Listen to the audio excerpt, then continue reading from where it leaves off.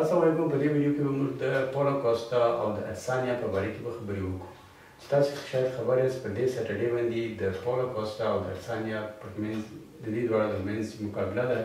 نو په دې مقابله کې زما سره رایې دي دا رایې زه تاسو سره شیر کوم چې زه غواړم چې زه ستاسې رایې هم زه په دې ویډیو کې لاندې تاسو کمنټ راکړئ چې ستاسې رایې هم زه وګورم چې ستاسې د دې ویډیو په باره کې څه رایه ده. اوس د پولو کوسټا او د ادسانیا اول خو د دې دواړو په منځ کې د کوم یو سټایل شي سټایل دی، کوم یو پاورفل دی او د کوم یو چانسونه ډېر دي چې په دې مقابله کې دي. دا مقابله دی درلاسه کې په کامیابۍ سره. اول خو دا دی ادسانیا چې دی د یو ښه فایټر دی، د یو رقم ساوت خوا دی، کیک باکسر سټایل دی او دی یو ښه لانګ ډسټنس فایټر دی، یعنی کې دی داسې فایټر دی چې انټلیجنټ فایټر دی. د ده سره چې کوم یو مقابله والی دی کوشش کوي چې دی د هغه د پنچ څخه د هغه د باکس څخه یعنی کې د هغه څخه دغه کوشش کوي چې هغه دی هیټ نه کړي، دی ونه وهي او دی لرې او دی چې کوم وخت چې دی د یو چا سره کوم وخت چې دی بیا اټیک کوي، د اټیک طریقه یې دا ده چې دی مثال یو رقم ودرېږي او د درېدو سره یې دوه درې فیک مثال داسې یو رقم داسې یو دغه ورکړي چې هغې زه چې وهمه هغه غلطۍ خپله د اپوزیټ ډیفینډر چې دی هغه دی کنفیوزوي او بیا دی اټیک وکړي چې کوم وخت دته موقع پیدا شي.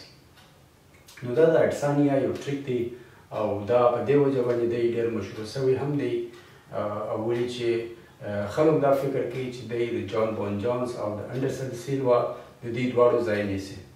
یعنې د ده طریقه د فایټینګ د هغه رقم ده لکه څنګه چې جان بون جانس دی او لکه څنګه چې انډرسن سیلوا دی.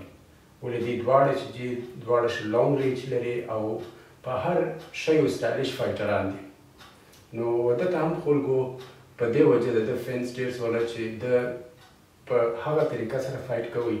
نو په هغه وجه سره دی ښه مقابلې هم وکړلې او مقابلو سره دی مخ ته ولاړی، نو ده بیک درلاسه کوي.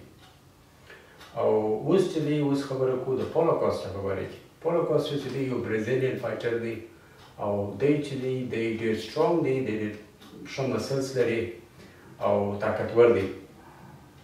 که ته د چیرې فایټونه وګوره دی په هر فایټ کې دی هر وخت مخ ته ورغلی دی لکه ټرک داسې مخ ته ورځي او دی خپل فایټ کوي. یعنې کې د ده کیک د ده باکس و دې ته څوک ځان نه ټینګولی او هر یو چې د چا سره مقابله کړې ده دی همیشه پر مخ ورغلی دی او د ده مقابلې والا چې دی هغه همیشه پر شا روان دی. نو په دې وجه باندې زما دغه فکر دی چې د ادسانیا دپاره به پولو کوسټا ډېر په یو خطرې کې تمام شي او د ده چانسونه ډېر دي، د پولو کوسټا چانسونه ډېر دي چې دی دا مقابله وګټي. او زه ستاسې رایه غواړم، زه غواړم چې تاسې هم دلته رایه نوشته کړئ لاندې چې تاسې په دې باره کې څه سوچ وئ او د دې فایټ په باره کې څه سوچ وئ. او بله ویډیو به بیا پر بله کار زه جوړوم او د دې کمنټس په باره کې به زه خامخا تاسو ته جواب ورکوم. السلام علیکم.